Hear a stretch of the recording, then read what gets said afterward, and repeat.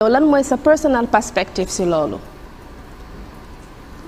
mais coow li am nii bu doon suñu sago du am parce que dañ koy wax tout le temps suñu ay point de presse nitu jàmm lañu te jàmm lañu bëggal Sénégal dama bëgg loolu ngeen xam que retenir que bu baax et dans l'analyse des faits il ne faudrait jamais que ngay abandonner les causes et rester ci l'analyse des conséquences parce que boo yemee ci conséquences le danger sans remonter sur les causes mooy daa changer loo nit de statut ki nga xam ni statut victime la boo yemee ci manifestation yi nga xam ni conséquences yi moom la indi daa dem sax ba foog ni moom mooy le coupable.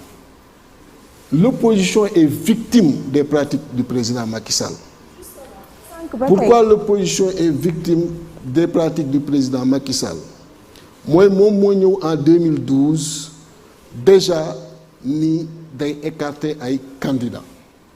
Écarter le président Karim Wade, écarter le président Khalifa Ababacar Sall. Pire. Mais ñoon yoon moo leen écarter. mu ñëw 2019 introduire le parrainage.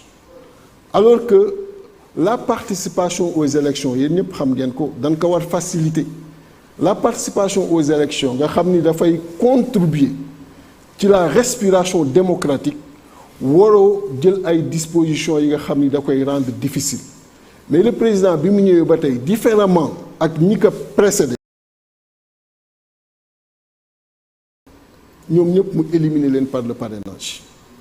alors que tey fu mu jàppee ni rek moom war naa mën jiite Sénégal te yow Chérif Dia waroo ko mën jiite Sénégal wala madame Sall Cissé waroo jiite Sénégal pourquoi les chances yi que le président Abdoulaye Wade jox par les dispositions du code électoral yi président Abdou Diouf jox ko par les dispositions du code électoral. mais lui il n'a jamais fait l'objet d'une condamnation. mu ni chance yooyu du ko permettre aux autres. Macky Sall n'a jamais fait l'objet d'une condamnation. Mais au-delà des condamnations, je parle du parrainage. Oui, mais code électoral, on a affaire éligibilité. Mais depuis 92, code Kéba Mbaye bi, on avait réglé ce problème. Vous faites qu'un condamné, même avec sursis 6 mois, là, quand même, vous compromettez votre chance de participer à une élection. Non, du loolu kon comprendre le code bi.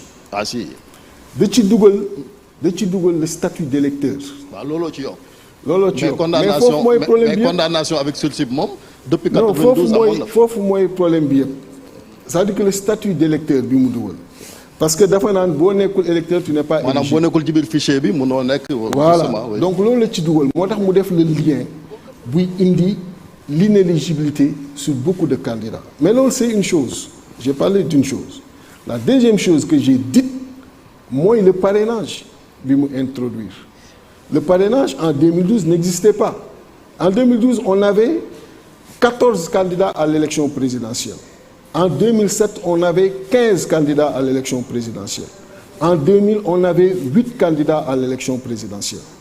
Le président Macky Sall ñëw dugal parrainage à coups de grenades lacrymogènes et d'arrestation pour ramener le nombre de candidats à 5. Parce que l'équation mathématique, c'est quoi? On a 7 millions de candidats sur le fichier électoral, 7 millions. La probabilité forte, haute, à 100%, pour avoir un deuxième tour, moins 7 millions, ku nekk doon candidat woteel sa bopp, un deuxième tour est certain. La probabilité haute pour un deuxième tour. La probabilité haute pour un premier tour, mooy mu am 2 candidats. nga xam ni 2 boo leen demee premier tour leen di régler seen compte. Donc, si tu veux créer un deuxième tour ou si tu veux créer un premier tour, soit tu vas dans un sens ou dans un autre. Donc, si tu veux créer un deuxième tour, tu vas dans le sens de la multiplicité des candidatures. Donc, mu xam ni plus les candidats sont nombreux, plus il y a une chance de deuxième tour. Mu expérimenté ko en 2012, expérimenté ko en 2000, mu ni donc je vais réduire les candidats. Pour réduire les candidats, na am un instrument politique, le parrainage qui me permet de faire la première partie et voir maintenant comment, à travers des procès, là il fait la deuxième partie pour ramener le nombre de candidats. Vous vous souvenez, avant même que le Conseil constitutionnel di joxe nombre de candidats, le Premier ministre d'alors génnoon na ni il y aura 5 candidats et ça n'a pas raté. avant même que la cour d'appel di proclamer résultat yi le premier ministre d'alors génn on a gagné avec 58%. Ça n'a pas raté. Donc comment tu peux ñëw un président de la République nga war encadrer l'égalité des chances, encadrer la participation à tous, nga ñëw toog introduire aujourd'hui le parrainage. Pire, nga dérégler tout l'agenda politique, tout le calendrier électoral du pays. 2016, le président Macky Sall déréglait le calendrier électoral. Parce qu'en vérité, la présidentielle devait se tenir en 2017, s'il avait respecté sa parole. Mu ñëw 2016 dugal une loi référendaire. Créer élection en 2016, alors que l'élection n'était pas prévue. Parce qu'un référendum, c'est une élection. Créer un référendum en 2016 pousse l'élection 2017 yóbbu ko 2019. Créer donc une élection en 2019 qui devait se créer en 2017. Ensuite, créer ci sunu nomenclature constitutionnelle bi beneen élection muy élection HCCT. Depuis qu'il est là, at boo génn ci élection at ba ca topp ngay seqi beneen at ba yaa ngi ci élection. On a l'impression que le pays aujourd'hui vit au rythme des élections. Pourquoi la tension politique est vive? Parce qu'on ne se donne pas le temps de respirer des élections et d'être sur un agenda économique ou social. Mais président Macky Sall avec li mu déréglé calendrier électoral daf ñu plonger ci agenda électoral tous les 2 ans. tension politique mais est-ce que am na réew tension politique bu sérieux bu nekk ci loolu tension et politique loolu lépp def ko lu dul bakkanam ak asseoir assisam. ma ni tension politique boobu lan maintenant moo ci loolu responsabilité pour terminer répondre à madame.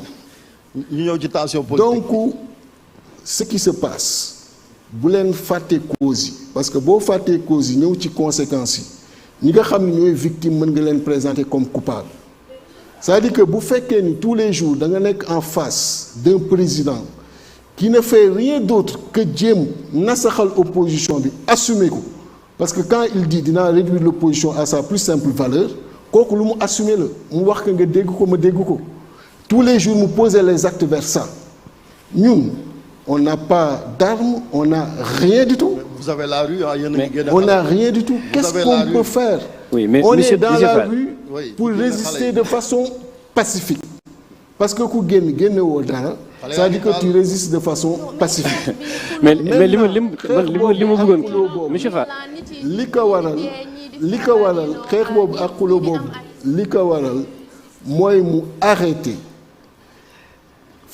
di yaakaar ni mbubbu président bi moom la ko yàlla bindal et point final bindalu ko kenn. monsieur Fall man dama bëggoon dellu si juste si éliminer des opposants parce que tant que mu ngi koy def rek